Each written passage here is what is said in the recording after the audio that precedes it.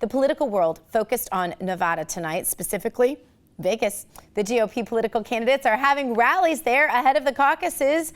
And our friend Megan Barth is at the Trump rally right now to check out the action. She joins us now. Megan, welcome back to the show. Well, thank you for having me back. Oh, wow. Behind me? Yeah. Cool view, Megan. What's happening there at the rally right now? Update us. They're expecting 8,000 or 7,000. This is what the whole place holds, and there's still a line out the door. I'm assuming that's going to take them quite a while to fill the stadium. Trump should be on, I would say, within 5 or 10 minutes.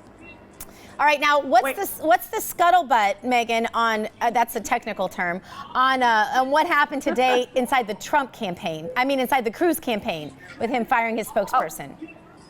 Yeah, they fired a spokesperson for putting out a false media story on Marco Rubio, whereby Marco Rubio did, I think, misinterpreted the Bible or used the Bible in the wrong way. And it was actually a lie. It was a story that shouldn't have been put out. And so Cruz fired his main media guy.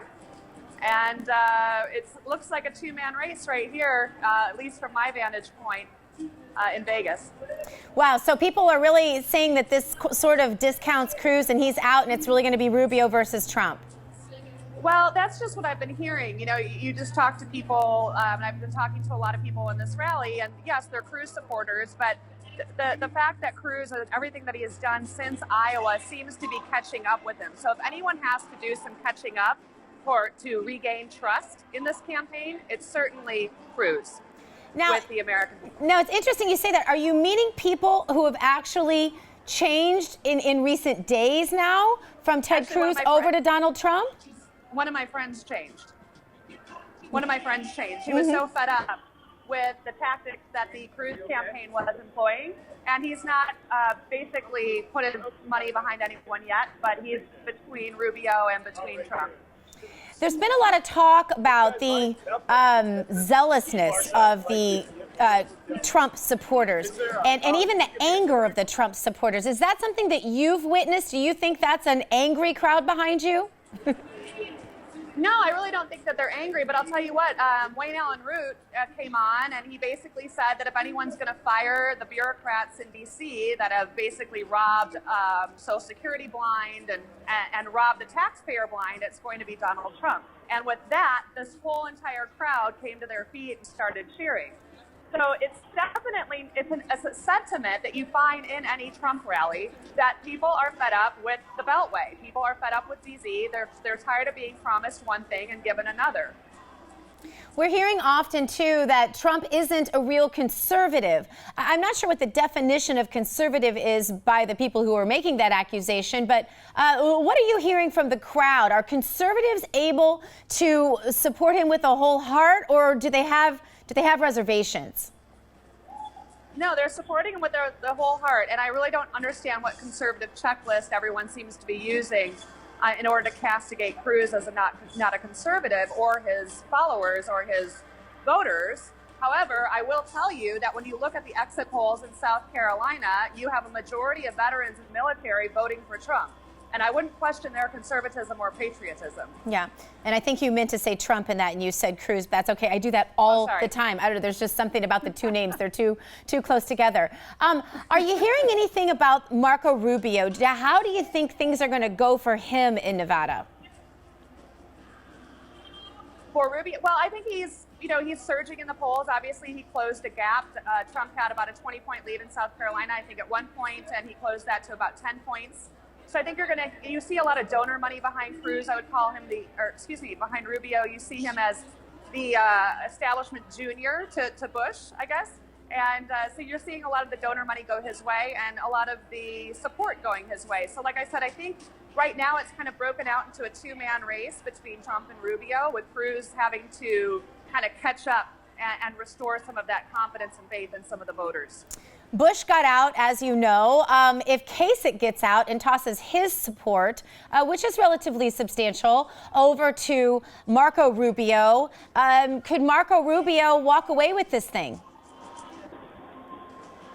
Well, I think it's going to be actually, if it does come down to Rubio and Trump, it's going to be a very hard fight for those delegates. And right now, Trump is leading the delegates. I don't see really him giving up the Southeast. I think he's going to sweep the Southeast, unless he gets him in front of himself, if he trips himself up, which I don't see him doing.